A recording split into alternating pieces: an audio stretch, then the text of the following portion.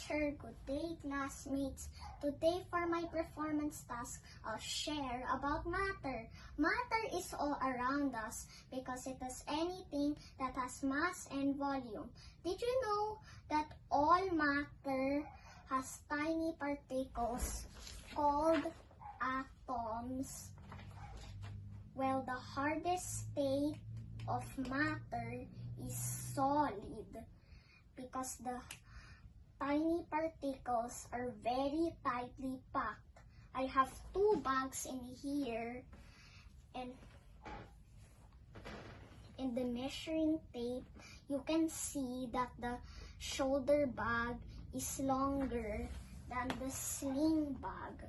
The shoulder bag is for Achi, and the sling bag is for me. Thank you for watching.